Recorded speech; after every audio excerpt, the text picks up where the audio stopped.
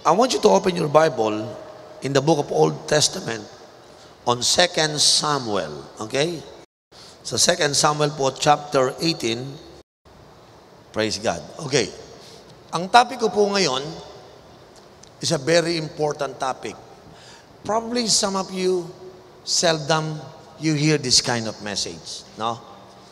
Before I read this passage, na-encourage po kasi akong ituro ito. It's gonna be a short message for you, okay?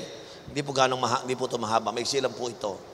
Because I just want you to give you a thought that you can apply in your life, or probably it can really help you. I want you to contemplate. May tatanong lang po ako sa inyo. Ano maraming pinatay? Giyera o abortion? Sagot. Ha? Ano? War o abortion? Alam niyo po ba na mas maraming namatay sa abortion kaysa sa giyera? Ang giyera, tumagal lang ng 2 to 3 years. Thousands ang namatay, millions. But you know what? The moment they accepted the thought of abortion is right, mas marami na pong pinatay ang abortion according sa survey. Pangalawa, ano mas maraming namatay? AIDS, okay? AIDS o namatay dahil sa sakit? Ano mas marami? Alam niyo po ba na ang sakit na AIDS ay isang napaka-powerful na sakit? To the point, millions upon millions po ang namatay sa AIDS. May tatanong pa ako sa inyo isa. Ano mas maraming namatay? Okay? Handa ba kayo dito? Ano mas maraming namatay? Okay? Namatay sa kasalanan o namatay sa kabutihan? Ano mas maraming namatay? Ha? Namatay dahil sa maraming ginagawang kasalanan. Now, the reason sinisimulan ko po ito from that, because I saw a passage in the Bible, okay? I want you to read this. Verse 6, David's army marched out of the city to fight Israel. Gera to, ha? And the battle took place in the forest of Ephraim. There, Israel troops were routed by David's men. And the casualty that day were great 20,000 men. The battle spread out over the whole countryside, and the forest swallowed up more men that day than the swords. Tingnan nyo. Basahin nyo yung verse na yan. The battle is spread out over the whole countryside, and the forest, say that word, forest. O sa ibang version, the woods. Kasi the word, the woods. The forest swallowed up more men that day than swords. Alam niyo ibig sabihin yan? Mas maraming pinatay ang forest sa loob ng forest kaysa pinatay sa swords. Well, let me continue the verse para makita niyo po to. Bakit nagkaganon? Because Absalom, verse 9, happened to meet David's men. He was riding his mule, and as the mule went under the thick branches of a large oak, Absalom's hair got caught up in the tree. He was left hanging mid-air while the mules he was riding kept on going. Verse 10, when one of the men saw what had happened, he told Joab, I just saw Absalom hanging in an oak tree. Sumabit yung buhok eh. Nakasakay sa kabayo, sumabit ang buhok dun sa forest. Tsuk! Lutang siya, hindi siya makawala. Joab said to the man who told him this, what? You saw him? Why didn't you strike him to the ground right there? Then I would have had to give you 10 shekels of silver and a warrior's belt. But the man replied, even if 1,000 shekels were way out into my hands, I would not lay hands on the king's son. In our hearing, the king commanded you and Abishai that protect the young man Absalom for my sake. And if I had put my life in jeopardy and nothing hidden from the king, you would have kept your distance from me. Joab said, I'm not going to wait like this for you. So he took 3 javelins in his hand, and plunged into the Absalom's heart while Absalom was still alive in the oak tree. And 10 Joab's armor bearers surrounded Absalom, struck him, and what? Killed him. Now, kinuwento ko yung istorya na yan para makita nyo po na ang woods o ang forest binanggit, mas maraming pinatay sa loob ng forest kaysa maraming pinatay ang swords. Now, tingnan niyo po ito mabuti. Why the Bible said the woods devour more people than that day than by the enemy's swords? Because they died not because they are in the battle. You know why they die? Because they die in the wrong place. If you are in the wrong place, it is more dangerous than the battle. And this morning, I'd like to entitle this message like, stay out of the woods, or probably, lumayo ka sa maling lugar. Sino po naniniwala merong wrong place? Tama po ba? By the way, before I continue, do you know where is the wrong place? Because if a Christian don't know the wrong place you don't belong there.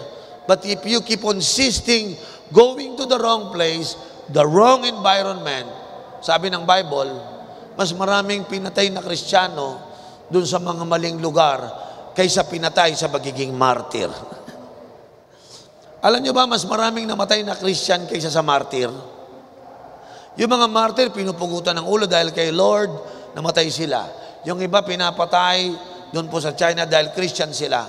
Sa Pilipinas, kahit walang komunista, walang pumapatay, walang ISIS, mas maraming pumatay sa worldliness kaysa sa ISIS. Yung katabi mo, hindi niya kailangan ng ISIS. Hindi niya kailangan ng komunista. Mamamatay na yan. Bakit? Hindi sila napunta sa ISIS ground, hindi sila napunta sa communist ground, napunta sila sa wrong place. And when you are in the wrong place, you don't need ISIS, you don't need communists. They kill you because you are in the wrong place. So, staying out of the woods is talking about don't get into the wrong place. And I'd like to warn you this morning, I want you to grow, I want you to mature, I want you to become fruitful. But if you don't take care of your life because you keep on going to the wrong place, I tell you, I'm not promising you na tatagal ka. Because here, ang worldliness, woods, forest, is a symbol of worldliness. Come on, say that word, worldliness. Itong topic ko ngayong worldliness is not a popular topic to many churches. Because maraming Kristiyano ngayon, na backslide sila, na wala sila sa church, hindi dahil sa pinersecute, hindi dahil sa masamang no. Simply, the worldliness creep into their hearts, then they spiritually die. Woods represent worldliness. It is part of the temptation of the devil. The devil is alluring us. This is we call it the lust of the flesh. Gusto niya maging fleshly tayo. Gusto niya maging carnal ka. You know, carnality kill more Christian. Temptation and lust and fleshly appetite kill more Christian. That's why in Romans chapter 12, verse 2, sinabi po ng Bible, buksan po niyo yan, that we are called not to imitate the world. Worldliness is not our pattern. Do not conform to the pattern of this world, but be transformed by the renewing of your mind. And then, you will be able to test, to approve what God's will is good, pleasing, and perfect will. Sinasabi ni Apostle Paul, huwag kang mag-conform sa pattern ng world because worldliness is a pattern. Amen? Alam niyo, sa umagang ito, huwag kayong magagalit sa akin. Alam niyo kung bakit? Meron dito, makikita mo kung gaano ka worldly. We are called by God to be different. We should never be conformed to the world. Iba kasi ho tayo. Pag Christian ka na, hindi ka na mukha ng mga tao sa labas. Amen? Amen po ba? Hindi ka dapat worldly. Dapat ikaw kakaiba. Sabi mo sa katabi mo, kakaiba ka dapat. If the Lord redeem us, He renew us and restore us, there's no way na dapat kayo kamukha ng mga unbeliever. Sabi po ng Bible that as long as this army is in the battlefield, they win. Yet, the moment they change their environment, they were defeated. Amen? Bakit yung mga tao, bakit yung mga Christian, alam naman nilang mali, pupunta pa. No? Meron silang attitude that, I want to see the other side. Ano ba yung naroon sa loob? Sino sa inyo, Christian ka na, meron tayong mga walsan, meron tayong crossover, pero one day nagsabi ka, ano kaya yung party? Ano kaya yung party niyo? Ano ba yung gimmick? Alam mo, hindi ko pa naranasan niya. Ano ba yung gimmick? Gimmick? Ano ba yan? Tara, gimmick tayo. Ano kaya yon? May gimmick ba sa Bible? Ay, wala palang gimmick. Gimmick pala, no? Pero ano kaya yon? You know, sometimes, instead of staying out of the woods, we want to see the other side. Ano kaya meron doon? You know what happened to David? Mga kapatid? When David should be in the battle, parang kay David, lahat ng army niya, general niya, nakipagbakbakan. Alam mo ginawa ni David? Nag-stay sa palace. While the whole army is in the battle environment, David was in the palace. So dahil mali yung kanyang environment, nagre-relax siya, nagpunta doon sa rooftop. Grabe, paglabas niya, may nakita siya. Alam niyo nakita niya? UFO. Unclothed female object. Nakakita siya ng hubong babae. UFO. Nakita niya si Bathsheba. Okay? Sa Tagalog, yung Bathsheba. Bakit siya nakahubad na naliligo? Si Bathsheba. Nakita siya doon. And then, David was defeated. Hindi siya natalo sa gera. Hindi siya namatay sa swords.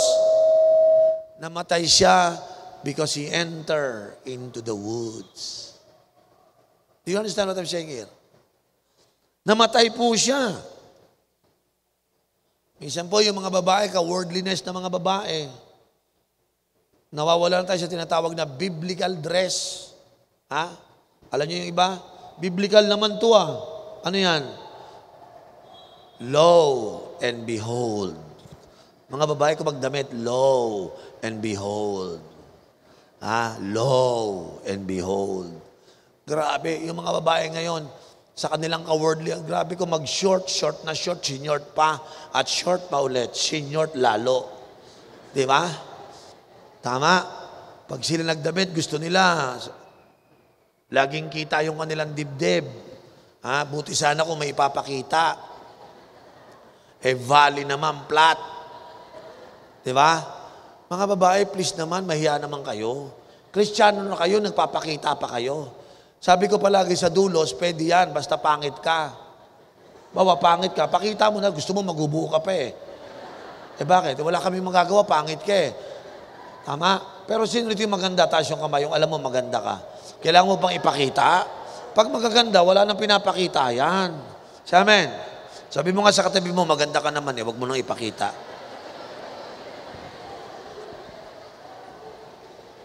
You know, David, at the rooftop, alam niyo nangyari sa kanya?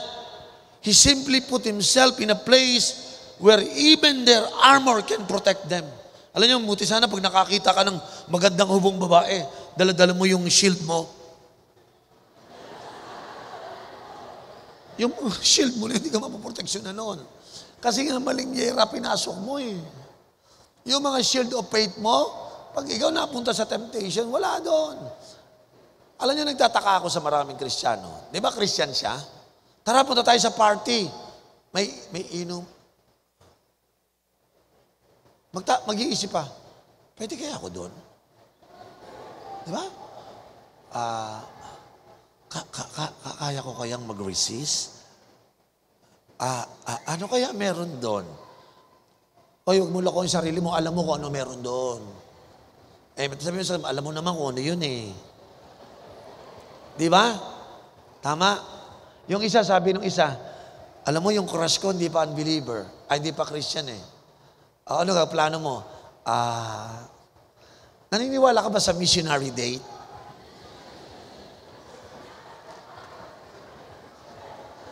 Missionary date, yung mi-missionin ko siya habang nagde-date. Alam mo ba yung papasukin mo? Alam mo naman yun, di ba?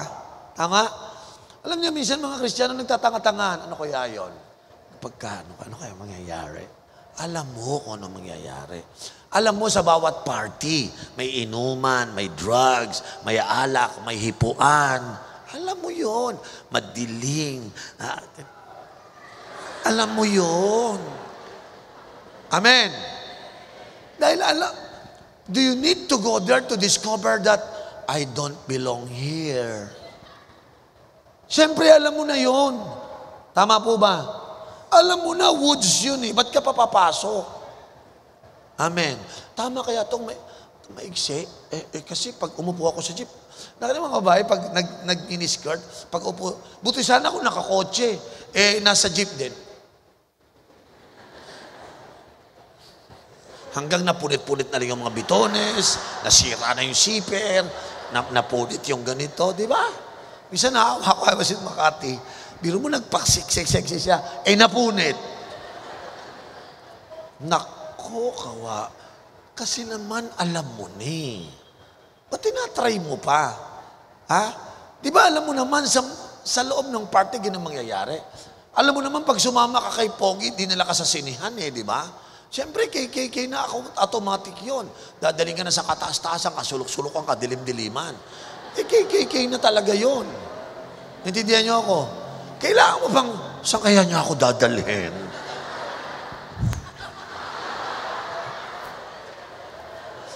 Sabi mo nga sa kati mo, hoy, wag kang eng-eng ha. Alam na natin yon, di ba mga girls? Boys, ingat kayo sa mga girls.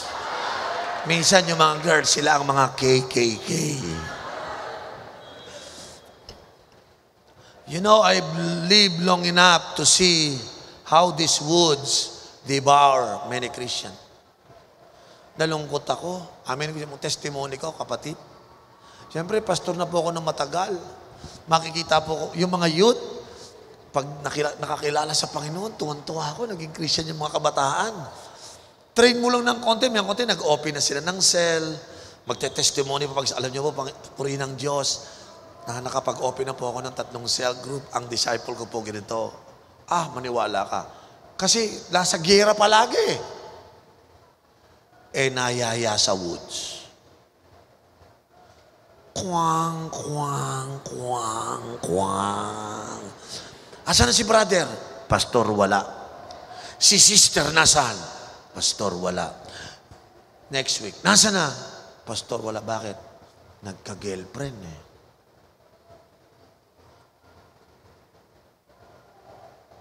Alam nyo, yung boyfriend-girlfriend, may oras yan. Sabi ko nga sa inyo, habang estudyante kayo, huwag muna kayong papasok sa ganyan. Mag-aral muna kayo. Alam nyo bakit ito sinabi sa inyo? Tinanong ko yung mga nanay nyo Tama po ba teaching ko? Yung mga anak nyo, wag munang mag-boyfriend habang nag-aaral. Sabi ng mga nanay, tama yan, pastor. Pwede ko bang ituro sa... Pwede, pastor. Kaya ko tinuro sa inyo, payag pala mga nanay nyo Sinong nanay dito? Alam mo, pastor, pangarap ko sa anak ko, yung nag-aaral siya, mabuntis na kaagad. Para may apo ako. May ganun bang nanay? Ha? Alam mo, pastor, yung anak ko, ginastusan ko yan. Pero kung may boyfriend siya, mas maganda kasi para inspired siya. May ganun bang nanay? Di ba yung mga nanay nyo namumula sa galit pag nalamang may nanliligaw sa'yo? Hindi mo nga even boyfriend pa eh. Di ba nag-uhuramentado na eh. Bakit? Eh ganun siya nung bata siya. Nangyari sa kanya yun eh. Amen po ba? So lahat yun, tinungna ko sa Bible, sa tinatawag na karanasan, tama. Yung mga bata, may oras kayo. Ha? O kung talaga nagmamadali ka, di dapat nung 2 years old pa lang, nag-asawa ka na. Alam mo, hindi dapat eh, di ba? Kaya nga sabi ko sa inyo, alam mo nang hindi pa dapat. Would you really want to try that just to discover you are wrong? Eh, paano kung pag-try mo na buntis ka? Sabi mo, confirm yung sinabi ni Bishop sa akin. Ha? Alam nyo, sabi ko doon sa mga virgin na babae, huwag niyong babantayan nyo yan. Asset yan. Para sa inyo yan. Eh kasi, pastor, nakaka-pressure. Minsan, pag magbabarkada kayo, minsan yung iba, kanya-kanyang partner. Ako, wala akong ka-partner eh. Alam mo, sabihin mo sa kanila, ganito. Kung pinipilit kanila, sabihin mo sa kanila, I can always be like you anytime, any moment. But you can never be like me anytime, any moment. Because I am virgin. Amen? Tama po ba? Ba't ka magpapapressure? Kasi nga, when you enter to the woods, patay ka doon. So, ano nangyari kay Absalom? Imbes na nakikipaggero dun sa labanan, pumasok siya dun sa woods. Akala niya nasabit yung ulo niya. Tsuk! Wala na. Makisa ng kalaban niya. Nakita siya, Absalom. Alam mo, ang unang kukunin sa inyo ng demonyo para maging worldly kayo, alam niyo kung ano? Yung ulo niyo. When you begin to think, yung mindset mo, yung thinking mo, yan ang gustong kunin ni Satan. The moment nag-isip ka ng kung ano-ano sa isip mo, alam niyo kung bakit? Kasi sinabi yan. If Satan can get your head, he can stab your heart. Huwag niyo kalimutan. If Satan can get your head, your mindset, your thinking, he can get your heart. So nung nakuha na yung ulo ni Absalom, sinaksak na ang puso niya. Namatay ba si Absalom? Yes. That's why I'm telling you, there are more soldiers in the woods than in the battlefield. Alam niyo po, ang worldliness sa panahon po natin ngayon ay isa sa pinakamakapangyarihang pumapatay sa maraming Kristiyano. You know, it's not the enemy. It's not the armor or your armor failed you. It's not their fault. It's not our weapon that is not mighty. It's not the temptation is too strong. But the problem is that when we become too comfortable in those surroundings or places that you don't belong, doon tayo natatalo. Amen? Alam niyo, ang Holy Spirit di nagkukulang. Tingnan niyo po ito. Ingatan nyo yung mga place. Yan ang una, place.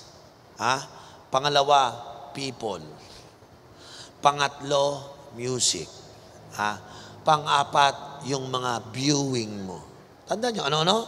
Number 1, be careful with the place. Be careful with the people. Be careful with the music and the viewing. Parang ganito. Tingnan nyo to, mga kapatid. Ano yung una? Place. Pag pupunta ka sa place, ang unang ginagawa ng Holy Spirit, ipinapadama niya sa iyo that the Holy Spirit is not comfortable to that place. Kasi tayo, ginagawa natin dito, ikaw comfortable ka, but the Holy Spirit is not comfortable to that place. Halimbawa, ikaw nagpunta. Siyempre, mga kaibigan mo yan, mga friends mo yan. Diba? Nagda-drug sila, umiinom sila, nagyoyosi sila. You know, they are making fun of sex. Sa iyo, parang normal lang yon. Pero mararamdaman mo sa loob, yung Holy Spirit is not comfortable. Hindi mo pinapakinggan yung nararamdaman mo. Ang sensitive ka dapat dun sa Holy Spirit. Kasi ang Holy Spirit, pag nakita mo, mali yan. Uncomfortable ka na, sibat ka na kaagad. Minsan sa isip pa lang, punta tayo doon. Saan? Doon sa ano ba, may ganito, may ganyan. Holy Spirit, ang comfortable na kagad. No. Say no na immediately. Ulitin ko, kinakailangan pa bang puntahan mo yung place na yon just to discover that you don't belong to that place? In fact, even though you don't go there, you know you don't belong to that place. You're a Christian. You are washed by the blood of Jesus. You have nothing to do with drugs. You have nothing to do with wrong music. You have nothing to do with wrong people. You have nothing to do with wrong place. Why you need to confirm it if that is the wrong place for you? Tama ba? Alam mo kaya tayo namamatay? We don't stay away from woods. Yun po ang mapatay sa atin. Alam mo na yung music, lalo na sa music, si Satan, ginagamit niya ang mga music para i-conquer niya tayo.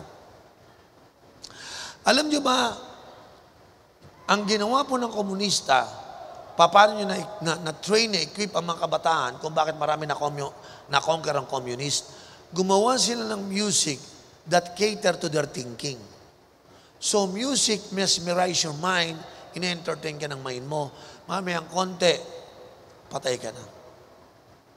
Yung mga song mo na, I wanna make love to you. I wanna make love to you. May konti, sasabihin mo sa katawan mo yun. Are you listening? Are you listening? Yung mga napapanood, yung mga sayaw-sayaw na. Yun. Kuha ka dyan. So, ingat kayo sa yung mga internet, ano lang naman, Holy Spirit sa man, preserve me, Lord. So, manonood ko sa internet. Come on. Do not enter into the woods. Stay out of the woods. Sabi mo sa katabi mo, stay out of the woods. Nakikinig ka ng music. Nung pinapakinggan mo yung mga lyrics, ang bihira. Di ba? Teka muna, mukhang masama tong Alam mo, sa kanta, walang problema sa tunog. Walang problema sa tugtog. Ang problema yung lyrics. Minsan ng mga tao, kumakanta sila, hindi nila alam yon. Meron pala yung subliminal message na tinapasok sa kanilang isip. And if you're not careful about it, nako, wala lang po akong chance magbigay sa inyo ng mga evidence. But if I will give you some evidence how subliminal work in your mind, hindi na kayo makikinig ng mga worldly music. Tandaan niyo po, the woods devour more people than the swords of the enemy. Yan po ang gusto kong ibigay sa inyo.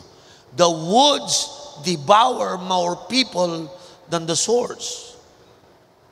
I want to include music inside of you.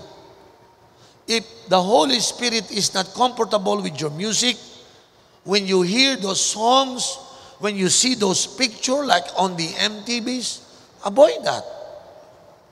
Kailangan pa bang subukan nyo para malaman yung hindi para sa iyo yun? Because I tell you, those things, those plays, those music, those people, they will blind you. They will turn out the light when you enter into their territories. Sisirain po tayo, no? Amen? The moment you put yourself in the wrong people and the wrong places, yari ka dyan. Mamamatay ka dyan. Amen? Kung meron kang boyfriend, alam mo ng boyfriend, lalaki yon. Pupunta ka sa isang private place na wala kayong kasama, kayong dalawa lang. Ano ina-expect mo?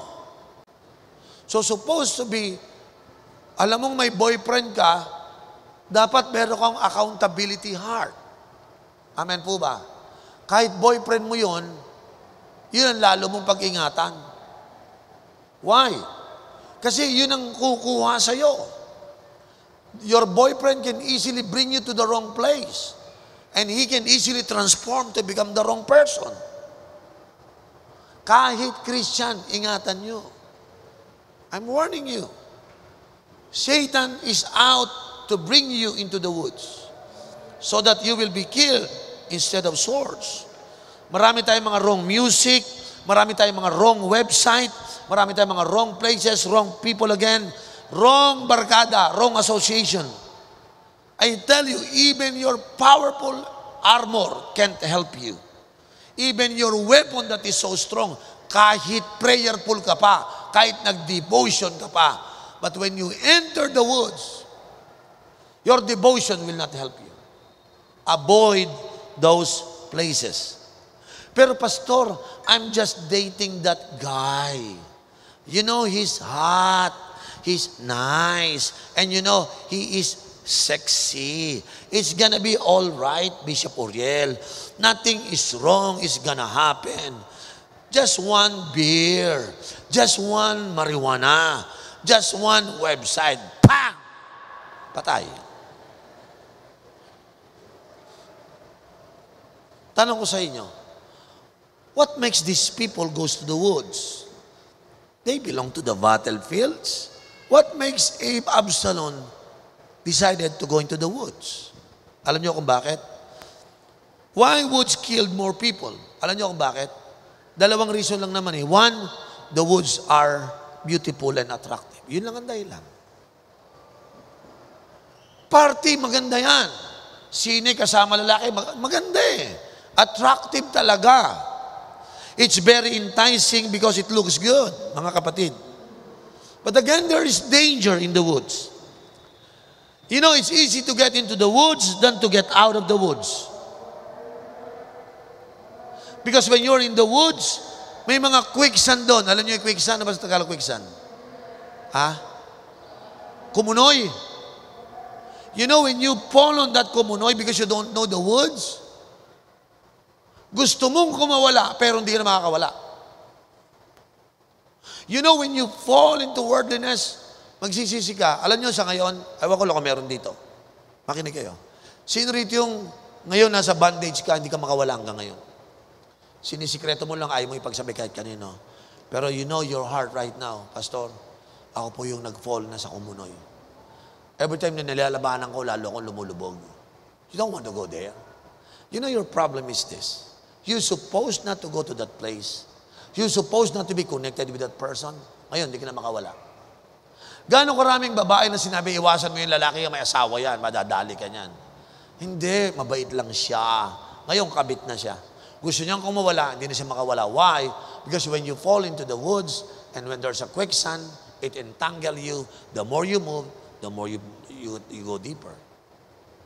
May mga tao dito ngayon siguro, you are going deeper and deeper to your dilemma right now.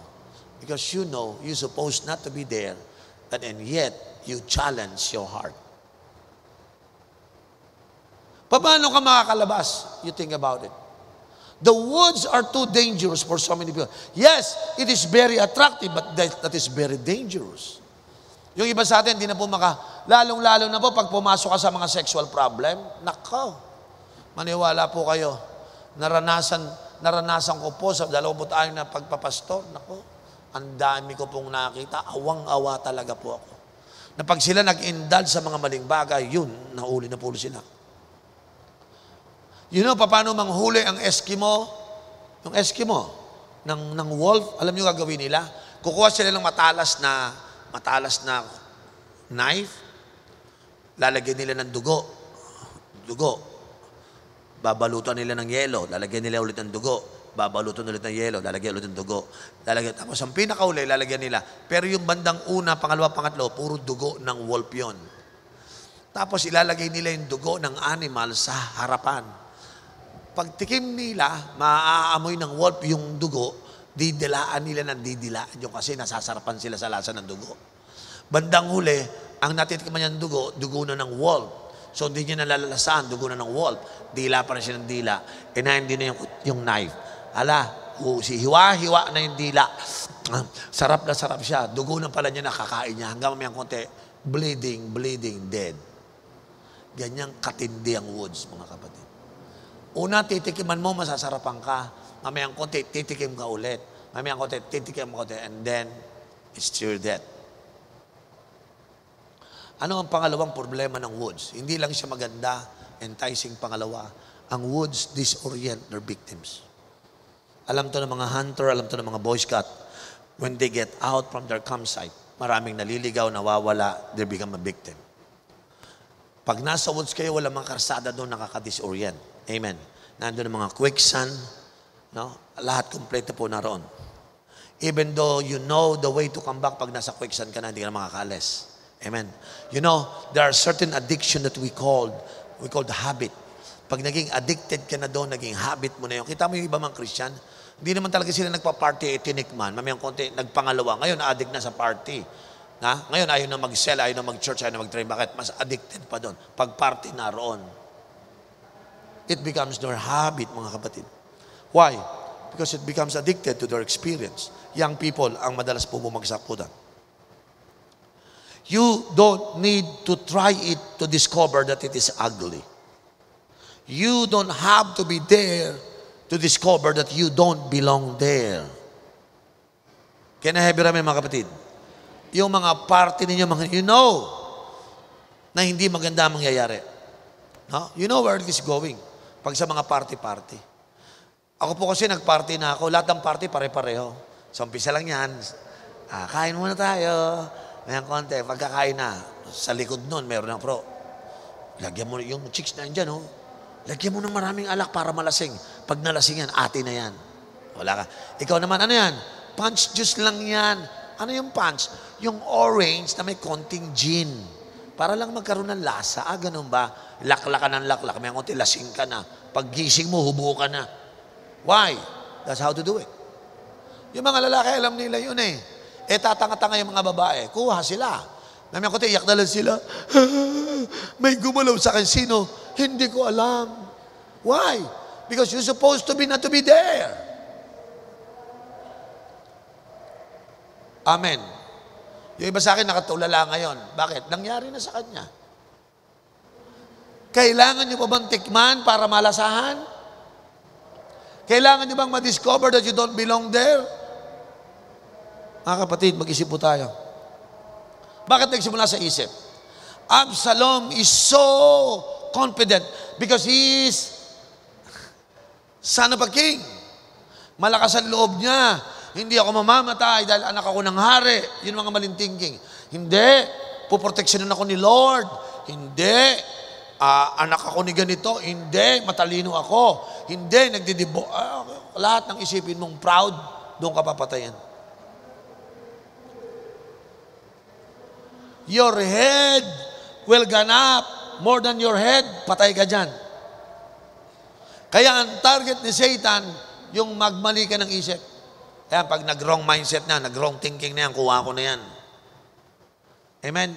Because Satan want to control your mindset, to control your thinking, because if your eyes, your head is full of darkness, you begin to hear, feel dirty things na nako, maniwala ka. Pasok lahat yan.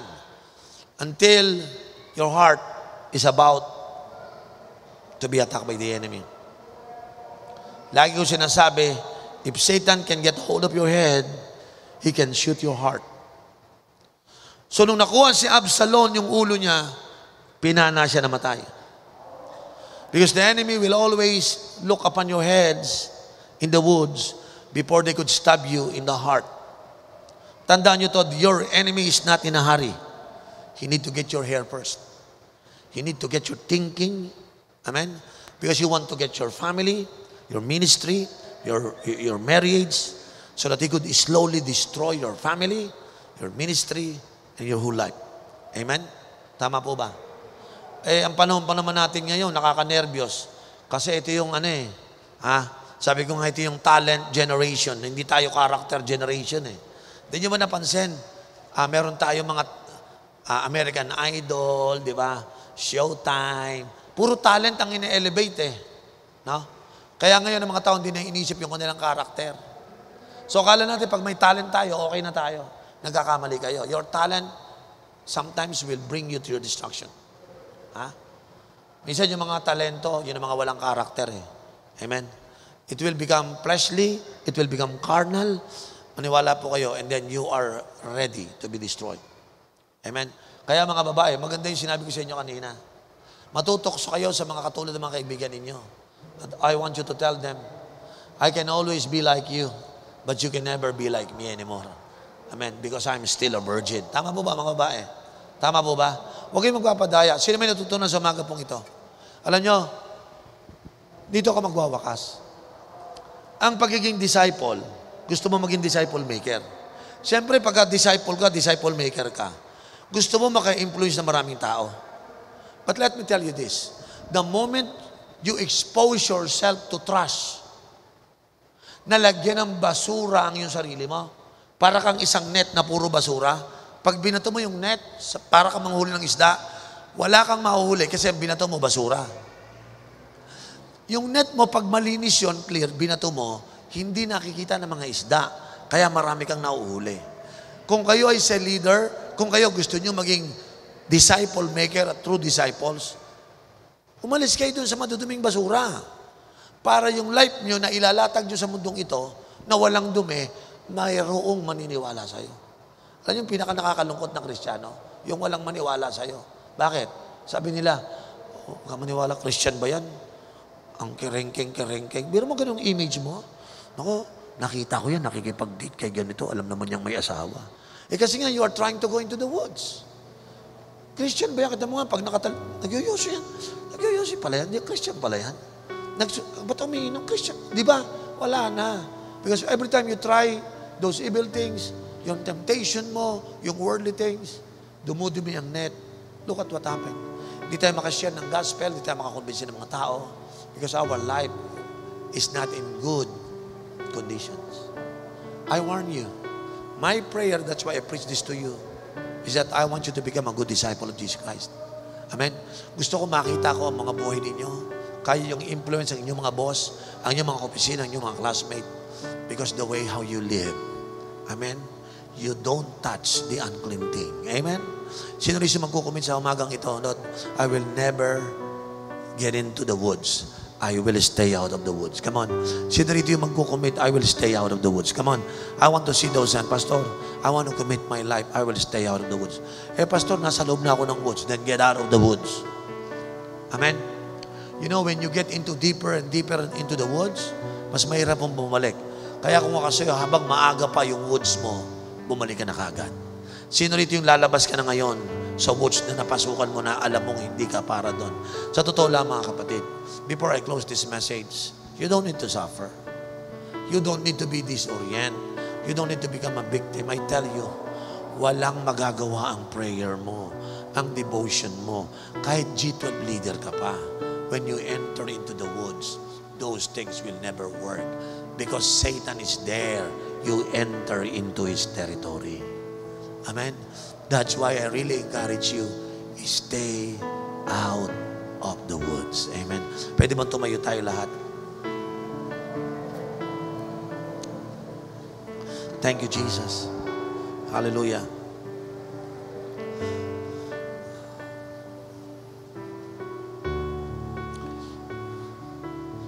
Bihira na tayo kasi makarinig ng message ng holiness dito po sa Pilipinas.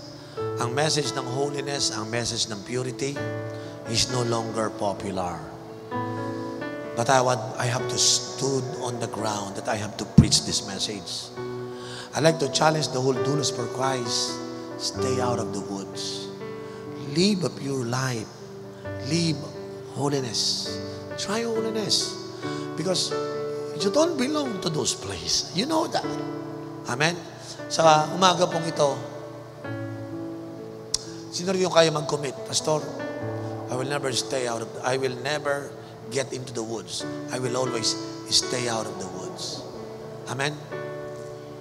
Tapos yung kamay ng sasabi, I will never enter into the woods. I will stay out of the woods. Tapos yung dalawang kamay. Pray from your heart. Make a commitment to God. Lord, I don't need to try it to discover that I don't belong there. I don't need to get into it to discover that I don't belong there, Lord. I don't have to try it, Lord. I don't have to enter into it. Because God, I can hear your voice. Sons and daughters, stay out of the woods. Lord, we would rather be in the house of the Lord than 1,000 elsewhere, Lord. Ama, show us, Lord, yung mga places na wala kami dapat nun. Show us, Lord, those people that we have nothing, no reason to be with them, Lord. Panginoon, show us, Lord, yung mga music, yung mga website, Lord, na hindi para dapat sa amin. Maglinis ka ng simbahan mo sa umagang ito, Panginoon. Linisin mo, tugasan mo kami, Panginoon. At sa umagang ito, patawarin mo kami, Panginoon, if we keep on entering the woods, Lord, not knowing that it's a dangerous place, Lord. But today, thank you for your words of warning, Lord, that we don't belong to the woods, Lord. Salamat, Ama, sa umagang ito. Maluwalhati ka sa paglinis mo sa mga buhay namin. From now on, Lord, we commit that we would stay out of the woods. Thank you, Lord, and we praise you in Jesus' name. Amen and amen. Palakpakan natin ang Panginoon. Hallelujah.